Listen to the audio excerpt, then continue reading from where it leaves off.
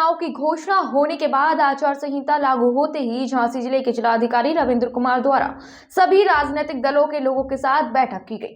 बैठक में कोविड नियमों का पालन करते हुए शांतिपूर्ण ढंग से चुनाव में सहयोग के साथ आयोग के नियमों के पालन करने की अपील की गई। तो वहीं झांसी में नियम विरुद्ध कार्य करने वालों पर कार्रवाई की भी बात कही गई।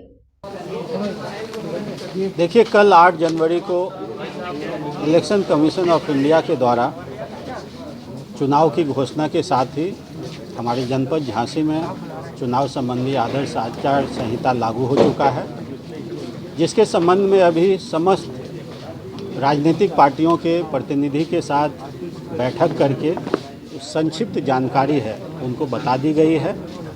इस बार कोविड को लेकर विशेष जो प्रावधान किए गए हैं माननीय आयोग द्वारा, उसके बारे में भी अवगत करा दिया गया है।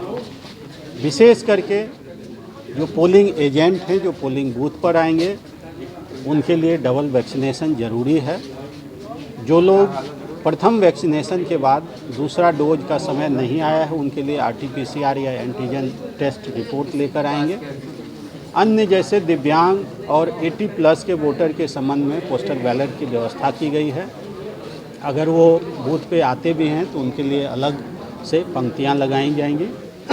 अन्य व्यवस्था बूथ के संबंध में, पोलिंग पर्सनल के संबंध में, इलेक्शन मटेरियल के संबंध में, सुरक्षा के संबंध में, EVM VVPAT के संबंध में, जो चुनाव प्रचार है उसके संबंध में आप जानते हैं कि 15 जनवरी तक कोविड के दृष्टिगत भारत निर्वाचन आयोग द्वारा सभी प्रकार की रैलियां, मीटिंग अभी स्थगित हैं। 15 जनवरी के बाद फिर कोविड की स्थिति को देखते हुए नया निर्देश आएगा।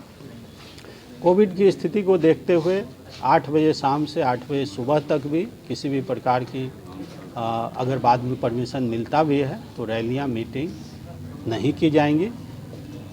अन्य सारी जो ज़रूरत की चीज़ें हैं, नॉमिनेशन, स्क्रूटनी, नाम वापसी, इलेक्शन का डेट, काउंटिंग का डेट, कहाँ पे नॉमिनेशन होगा, कहाँ पे काउंटिंग होगा, कितने सभा स्थल हैं, कहाँ कौन RO हैं, ARO हैं, इससे संबंधित समस्त जानकारियाँ उनके साथ साझा की गई हैं।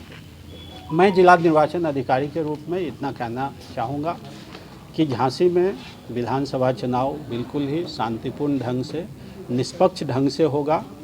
आज के ब्रीफिंग के बाद आगे सीमलेस कम्युनिकेशन हो, किसी भी प्रकार के समस्याओं का निस्तारण हो, कंप्लेंट मॉनिटरिंग हो। इसके लिए कंप्लेंट मॉनिटरिंग से के संबंध में जो चुनाव आयोग द्वारा व्यवस्था की गई है उसके बारे में भी बताया गया है। इसके अलावा हम लोगों ने WhatsApp ग्रुप बनाया है जिसमें 2 वे कम्युनिकेशन चलेगा और हमारे जो मुख्य नोडल अधिकारी हैं चुनाव प्रक्रिया के संबंध में, उनसे भी जो निर्देश हैं, अब भी चूँकि आदर्श आचार संहिता है, भारत निर्वाचन आयोग का निर्देश, NDRF का निर्देश, उसके तहत कार्रवाई की जाएगी।